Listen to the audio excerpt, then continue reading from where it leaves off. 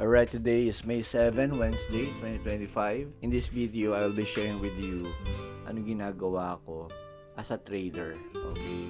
There are three parts: pre-market, market hour, and then post-market. In this video, dun lang tayo sa pre-market muna. Okay? So, let's go. First, tignan ko muna kung ano yung market sentiments, if it's bullish or bearish. And then, I will go to my screener platform, Finviz. Usually, I buy stocks that are under $50 with a volume of 500,000 pataas. And the price is above 200 moving average. And with volatility. And gusto natin yung nasa bandang oversold na siya. Okay, para most likely may tendency siyang umangat. Now, I go to my charting platform. Here, gumagawa ko ng chart ng watch list para yun yung mga minomonitor ko sa stocks throughout the month using technical analysis. First, punta muna ako dito sa daily time frame para makita ko kung uptrend ba siya, kung meron siyang volume, kung meron siyang momentum using MACD and other indicators.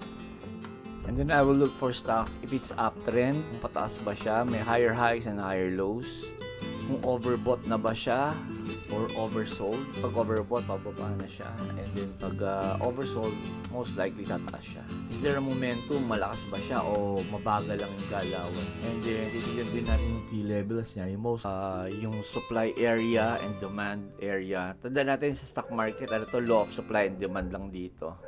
So, syempre, pag mataas ang supply, mababa ang demand, yung price will go down and vice versa.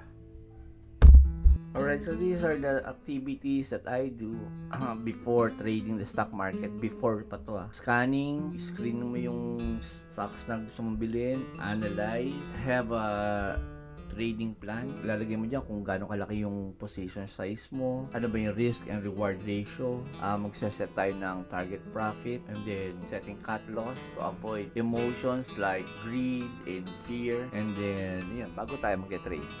First part pa lang yan. So, meron pa tayong second part na yung trading na actual. And then third part, yung post-market. Anong gagawin mo after mo mag-trade. Alright? So, thank you for watching. If you are interested for the second and third part, message lang kayo sa comment section. Happy weekend!